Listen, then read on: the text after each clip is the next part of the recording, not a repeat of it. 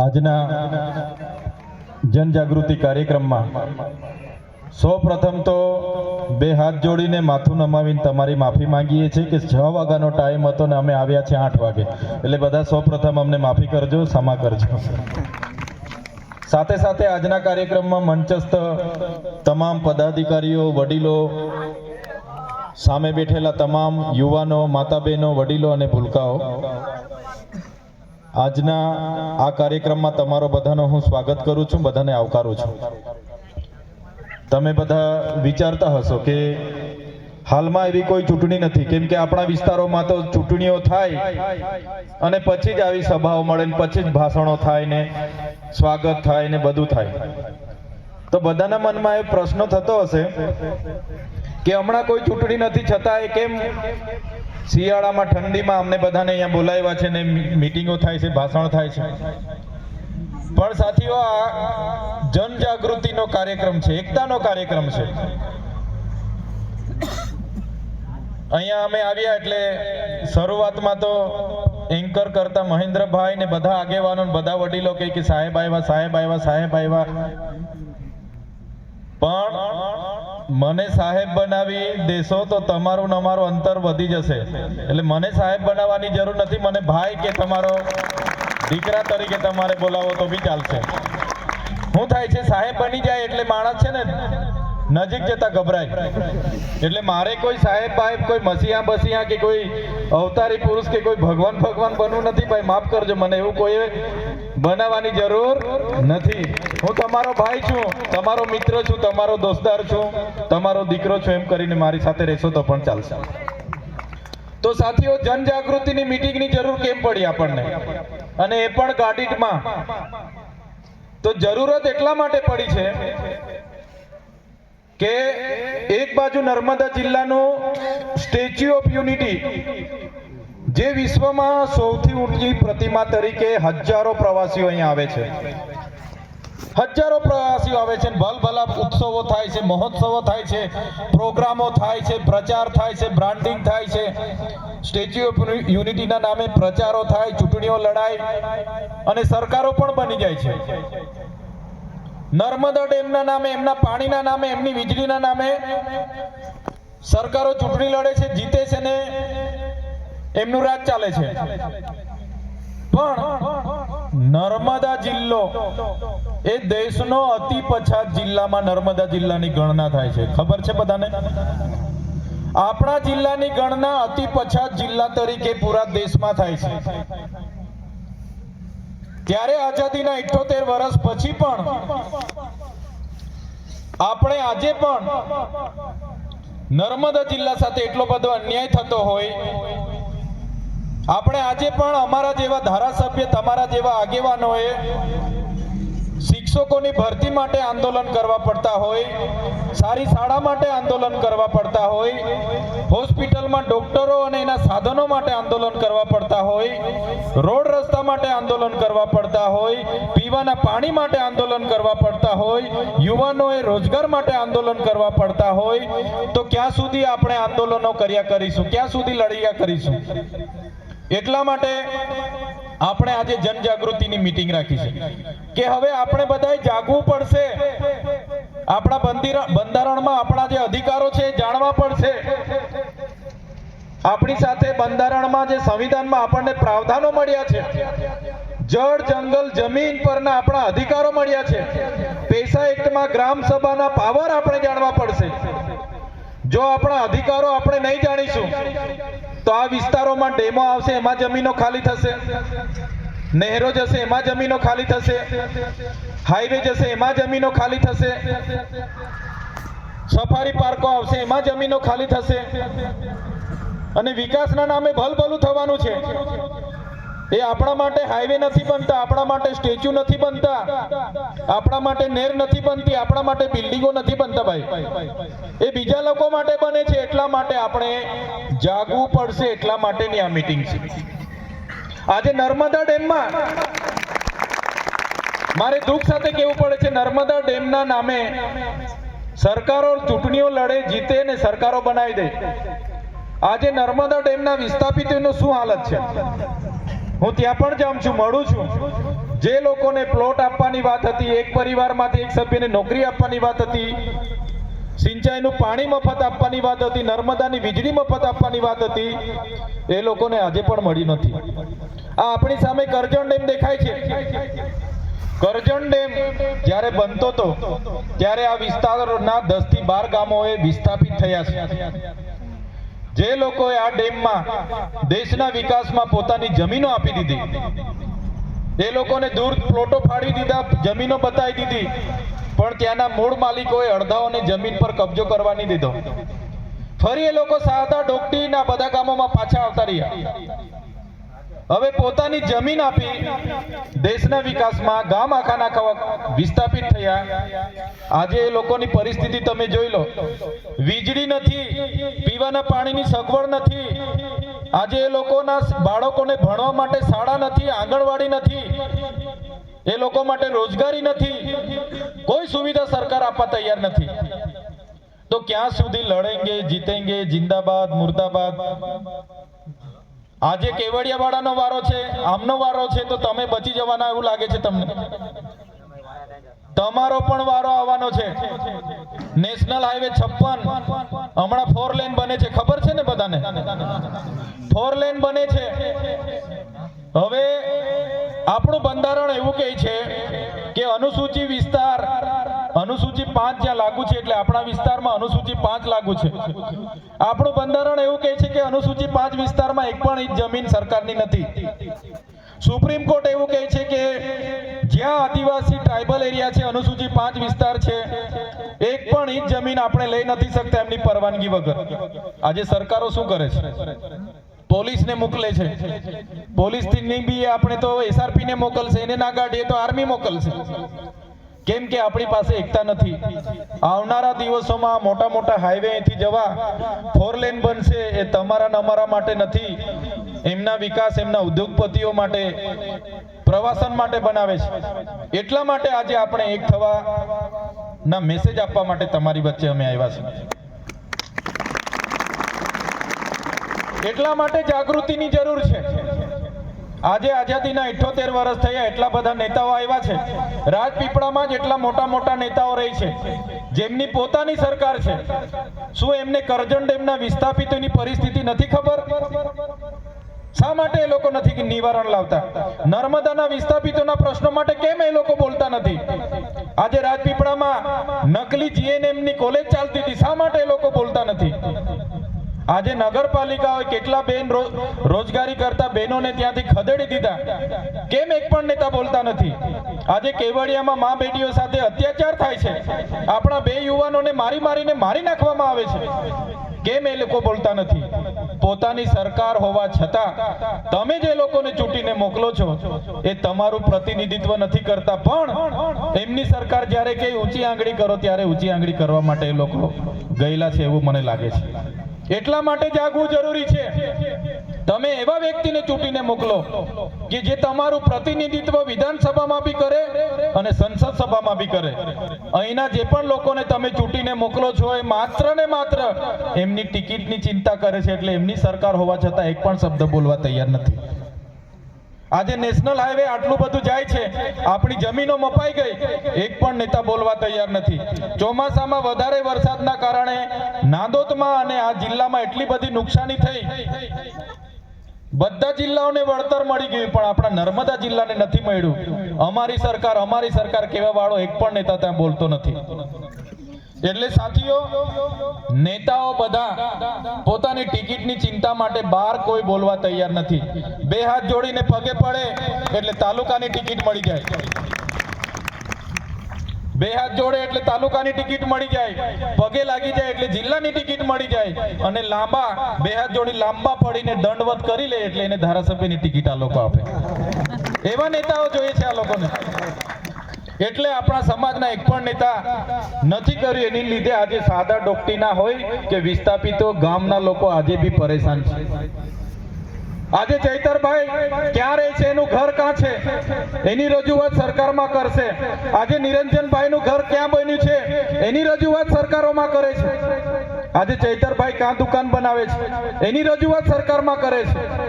પણ નર્મદાનું પાણી આપણા વિસ્તારવાળાને મળે, કરજણ ડેમનું પાણી વિસ્થાપિતોને મળે, આપણા છોકરાઓને રોજગારી મળે, આપણા ખેડૂતોને સારા ભાવ મળે, એના માટે ક્યારે આ લોકો બોલતા નથી. એના માટે બોલો. અમે પણ તમારા વખાણ કરીશું, અમે પણ તમારી ફુલાર કરીશું, અમે પણ તમારી હાથે ઉભા રહીશું. પણ નથી બોલતા. એના માટે તમારે ને અમારે બધા એક થવું પડશે, જાગવું પડશે, અને આવનારા દિવસોમાં તમારો અવાજ સડકથી સદન સુધી, વિધાનસભામાં અને સંસદ સભામાં ગુંજે એવા નેતાઓને આવનારા ભવિષ્યમાં આપણે બધાએ ચૂંટીને મોકલવા પડશે. હું સાથી ટોકીને કેમ છું? હું વિધાનસભા લડ્યો, એક બાટલી પણ દારૂ, એક બિયર પણ મેં મંગાવ્યું નથી. હું લોકસભા લડ્યો, આટલો મોટો વિસ્તાર, એક પણ બિયર, એક પણ કોટર માટે કોઈને મેં પૈસા નથી આપ્યા કે મંગાવ્યો નથી. તો બી છાતી ઠોકીને તમારા આશીર્વાદથી ખૂબ સારી રીતે ચૂંટણી લડ્યો છું મેં. બીજાના આશીર્વાદથી ચૂંટાવાના, પૈસા દારૂથી ચૂંટાવાના એ અમારા ધંધા નથી. એટલા માટે અમે બોલીએ છીએ. એટલા માટે આજે આ જનજાગૃતિ કરવી જરૂરી છે. તમારા અધિકારો તમે જાણશો તો જ તમે સામે સવાલ કરશો. આજે અમે જાણીએ છીએ સામે 150 પોલીસ હોય, એની સામે પણ અમે લડીએ છીએ. કેમ લડીએ છીએ? કેમ કે અમારા અધિકારો અમને ખબર છે, બંધારણે અમને શું જોગવાઈ કરી છે અમને ખબર છે. એટલા માટે આપણા બંધારણમાં અધિકારો આપણે છે એટલા બધા આપણે જાણવા પડશે. તમે પોતે આદિવાસી છે, આદિવાસી એટલે કોણ આજે આપણે જાણતા નથી. આજે આપણે ગામમાં સરપંચોની ચૂંટણીમાં, સરપંચ અને સભ્યની ચૂંટણીમાં લડાઈ મરીએ. આજે મારી પાર્ટી ભાજપ, પેલાની પાર્ટી કોંગ્રેસ, પેલાની પાર્ટી આમ આદમી, પેલાની પાર્ટી બીટીપી, એમાં લડાઈ મરીએ. આજે હવે ધર્મ સંપ્રદાયમાં પણ આપણે લડાઈ છે કે ના અમે સાહેબબંદગી વાળા, અમે મહાન, પેલા ભાતીજી વાળા કહે કે અમે મોટા, પેલા સ્વામિનારાયણ વાળા અમે મોટા, અવિચળ વાળા કે અમે મોટા, સદકેવલ વાળા કે અમે મોટા. એમાં પણ આપણે ભાગ પડી ગયા. આજે નાની મોટી હવે સંગઠનો બનવા લાગ્યા, એમાં પણ ભાગ પડી ગયા. આજે અમારા યુવાનોએ તો હવે ગ્રુપો બનાવવાના ચાલુ કર્યા છે કે મારું 46 ગ્રુપ, મારું ડેવિલનું ગ્રુપ. એમાં પણ લડાઈ ઝઘડા ચાલુ થઈ ગયા. વસાવા મોટા, નાના, હાથ, તડવી આમ, ચૌધરી આમ, ગામિત આમ, ડામોર આમ, બારિયા આમ, રાઠવા આમ, ફલાણા આમ. આદિવાસી આજે એક નથી. એના લીધે જ આજે દેશ અને દુનિયામાં આટલી મોટી આપણી વસ્તી હોવા છતાં આપણું કોઈ સાંભળવા તૈયાર નથી. આપણે આદિવાસી કોણ છે? આપણે આદિ અનાદિ કાળથી આ જંગલમાં વસનારો આપણો આદિવાસી સમાજ છે. હજારો વર્ષ પહેલાની આપણી સંસ્કૃતિ છે, સભ્યતા છે. આદિ અનાદિ કાળથી ધર્મથી પણ પૂર્વી સંસ્કૃતિ છે આપણી. આદિ માનવ તરીકે આપણે હતા. આદિ અનાદિ કાળથી આજે આપણો ઇતિહાસ તમે જોઈ લો. આજે સુપ્રીમ કોર્ટ કહે, આજે બંધારણ કહે કે સૌથી પહેલા જો દુનિયામાં પૃથ્વી પર કોઈ આવ્યો હોય તો તે આદિવાસી છે. દેશનો મૂળ માલિક આદિવાસી છે. આજે આદિવાસીને મૂળ માલિક નહીં પણ મજદૂર બનાવી દીધો છે આ સરકારો. તમે જોઈ લો આદિવાસીનો ઇતિહાસ. તમે સિંધુ ખીણની સંસ્કૃતિ જોઈ લેજો, 8-10 વર્ષ, 1000 વર્ષ પહેલાની. હડપ્પા મોહનજોદડોની સંસ્કૃતિ તમે જોઈ લેજો. એ સભ્યતા આદિવાસીઓની હતી. તમે રામાયણ ઉઠાવીને વાંચી લેજો, એમાં જે ભીલ સબરીનો ઉલ્લેખ આવે છે એ આપણી પૂર્વજ હતી. નિષાદ રાજાની વાત આવે છે, આપણા પૂર્વજ હતા. તમે મહાભારત ઉઠાવીને વાંચી લેજો, એમાં જે એકલવ્યની વાત આવે છે, જે અંગૂઠો કાપીને આપી દે છે, એ આપણા પૂર્વજ હતા. તમે મહારાણા પ્રતાપનો ઇતિહાસ વાંચી લેજો. મહારાણા પ્રતાપ પર જ્યારે અકબરે આક્રમણ કર્યું, હલ્દીઘાટીનું યુદ્ધ થયું, મહારાણા પ્રતાપના પોતાના ભાઈ પણ મહારાણા પ્રતાપ સાથે નહોતા. ત્યારે પૂંજા ભીલ પોતાની આખી સેના લઈને એમની સાથે લડવા માટે ગયા. એ આપણા પૂર્વજો હતા, આપણા આદિવાસી હતા. તમે શિવાજી મહારાજનો ઇતિહાસ વાંચી લેજો. શિવાજી મહારાજ જ્યારે મુગલો સાથે એમની યુદ્ધ ચાલતું હતું ત્યારે જે દુધાબીલ પૂરી સેના લઈને ગયા એ આપણા પૂર્વજો હતા. તમે બિરસા મુંડાનો ઇતિહાસ વાંચી લેજો. જે જમાનામાં અડધા વિશ્વ પર અંગ્રેજોનું રાજ હતું, બ્રિટિશોનું રાજ હતું, સૌથી પહેલા જો યુદ્ધ કર્યું હોય તો સંતાલ યુદ્ધનો ઇતિહાસ વાંચી લેજો. એ યુદ્ધ કરનારા સૌથી પહેલા અંગ્રેજોને હંપાવનારા આપણા પૂર્વજો, આપણા આદિવાસીઓ હતા. ટાટ્ય ભીલ હોય, ખાજ્ય નાયક હોય કે માનગઢના ગુરુ ગોવિંદજી હોય, અંગ્રેજો સામે સૌથી મોટા એમણે બંડ પોકાર્યા, અંગ્રેજોની સલ્તનત હચમચાવી દીધી અને અંગ્રેજોને મજબૂર કરી દીધા. એ આપણા પૂર્વજો હતા. દેશ આઝાદ થયો અને દેશના વિકાસની વાત આવી. નર્મદા ડેમમાં આખાને આખા ગામડા આપણા લોકો, આપણા આદિવાસીઓએ ખાલી કર્યા. કરજણ ડેમમાં ગામો ખાલી કર્યા. ઉકાઈ ડેમમાં આપણા આદિવાસીઓ આખાને આખા ગામો વિસ્થાપિત થયા.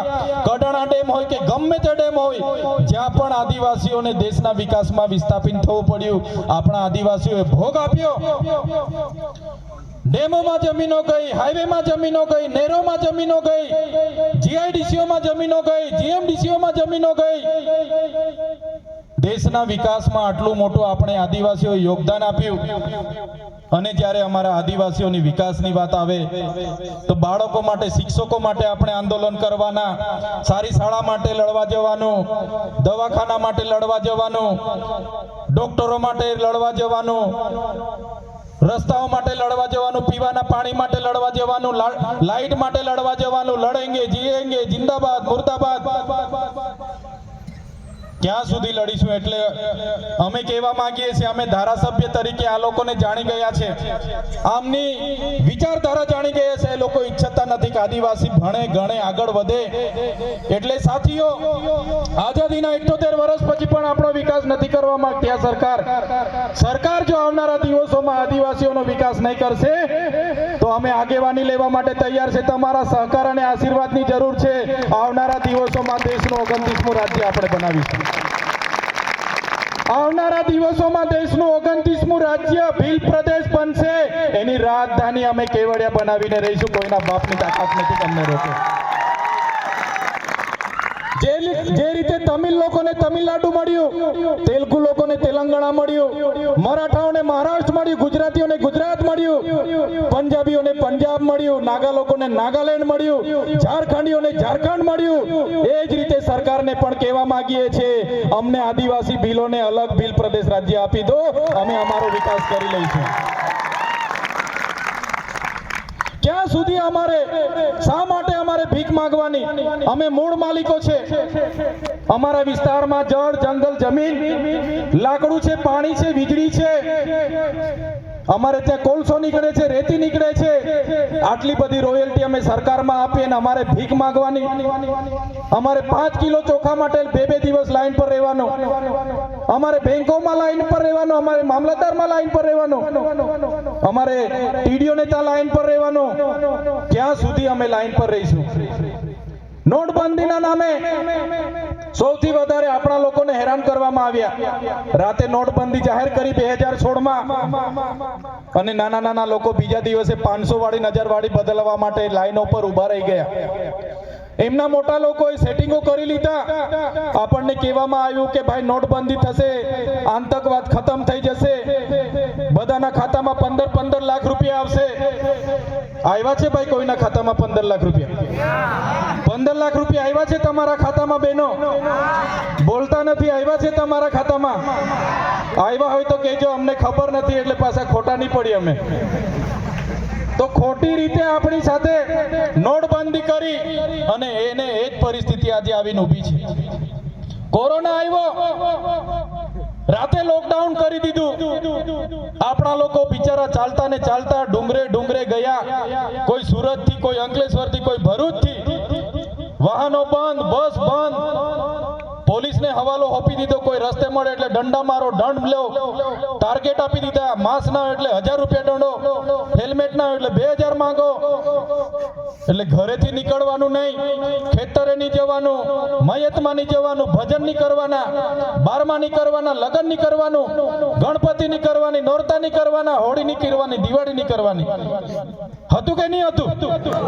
હતું કે નહીં હતું? કોરોનામાં જ્યારે એ લોકોની રાજપીપળામાં રેલી હોય એટલે એ દિવસે કોરોનાને રજા.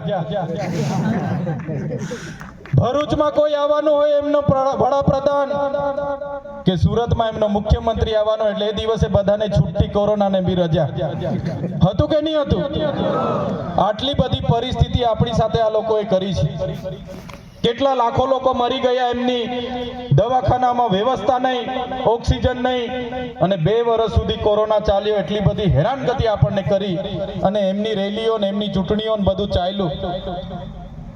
એટલે કહેવાનો મતલબ સરકાર શું કરવા માંગે છે વિચારો.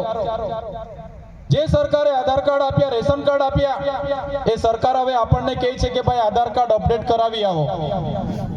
કીધું કે નહીં કીધું? આપણને 2 મહિના સુધી આપણે પેલા મશીનો હરકા ચાલે નહીં, સર્વરો ચાલે નહીં, ઓપરેટરો નહીં મળે. એના અપડેટ માટે કીધું કે ભાઈ અપડેટ કરાવો તો જ તમને બધા લાભ મળશે. માસ્તરોને કીધું છોકરાઓના બી અપડેટ કરાવો તો શિષ્યવૃત્તિ મળશે. આપણે 2 મહિના દોડતા થઈ ગયા.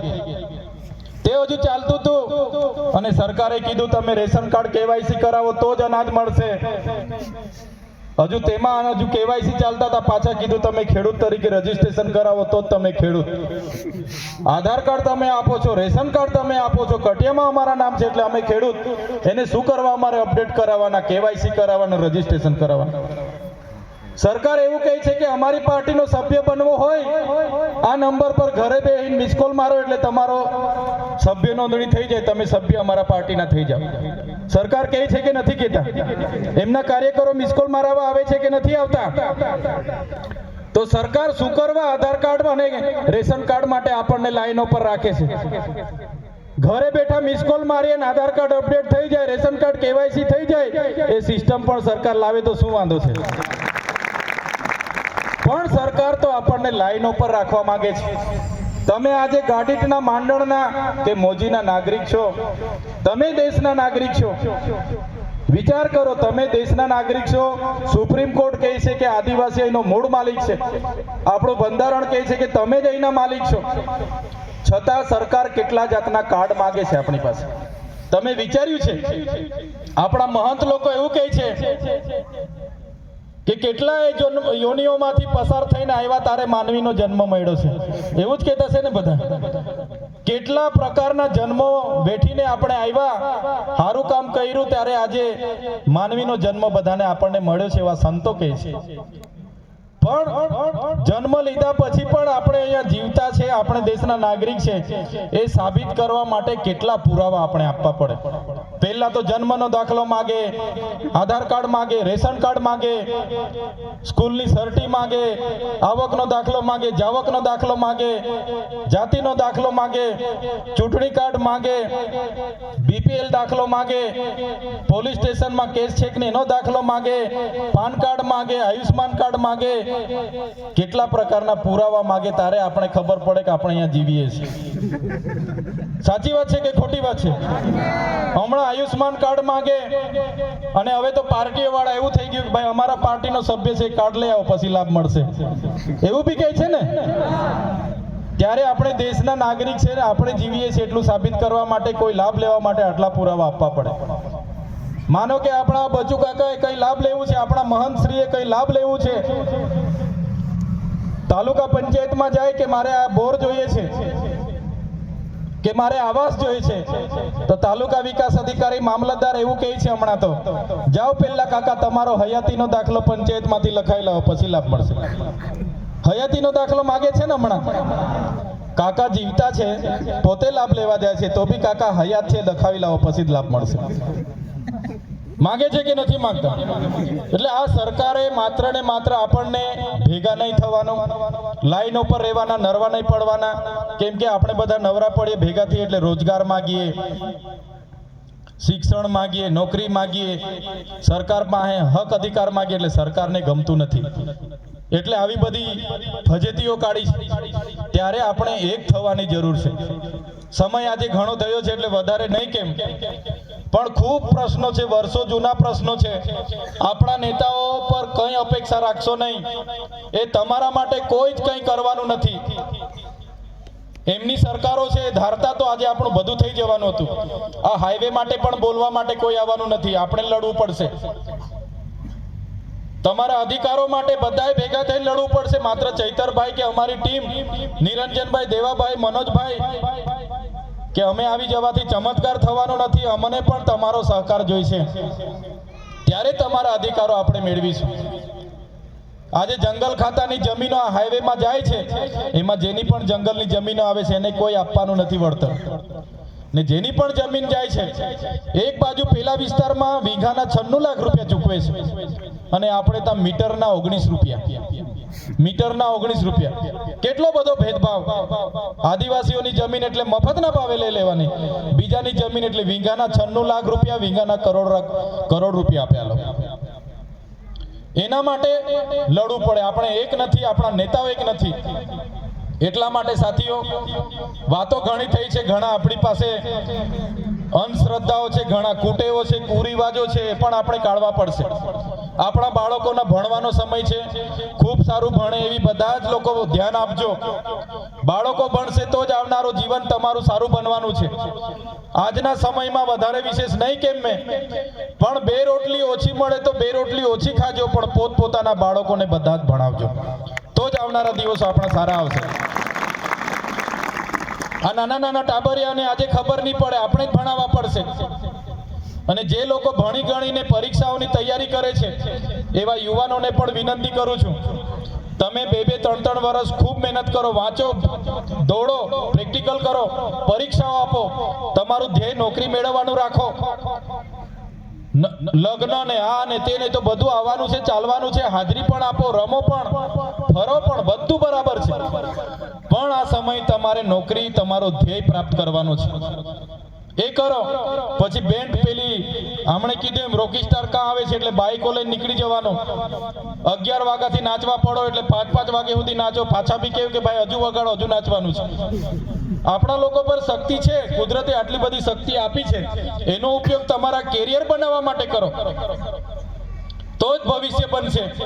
અને જે પણ બાળકો ભણે છે એ ખોટા વ્યસનો, ખોટી પાર્ટીઓ કરે, ખોટા રખડી પડે, એ આપણા બધા વડીલોની જવાબદારી છે. ભાઈ હાચવો, ગામનો કોઈ યુવાન, કોઈ બાળક ભણવાના ટાઈમે કોઈ રખડે નહીં તો ઘણા પાર્ટીઓ કરવા નહીં જાય.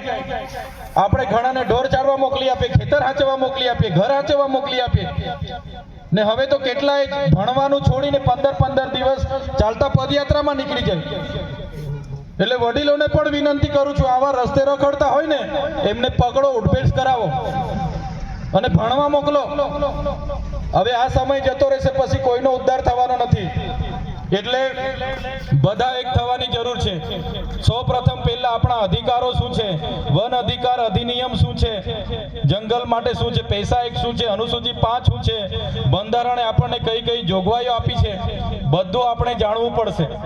જે પણ યોજનાઓ છે, વિધવા પેન્શન હોય, વૃદ્ધ પેન્શન હોય, ખેડૂતોની યોજના છે, મહિલાઓની યોજના છે, આવાસની યોજના માટે હમણાં સર્વે આવવાનું છે, BPL માટે હમણાં સર્વે આવવાનું છે. તો બધા જ ગામના લોકો એક થઈને કોઈ ગરીબને લાભ વધારે રહી ના જાય એ પ્રકારના પ્રયાસો આપણે કરવા પડશે. બાકી નેતા લોકો ક્યારે તમને ગામમાં યોજના કેવા પણ નથી આવવાના. એટલા માટે આજની મીટિંગ તમને બધાને મળવાની હતી. ઘણા સમયથી આ વિસ્તારમાંથી પસાર થઈ બધા યુવાનો મળે, પણ ક્યારે મળાય નહીં મળાય. પણ આજનો સમય એવો છે, જે રીતે આગળ કીધું એમ રાજપીપળામાં કંઈ થાય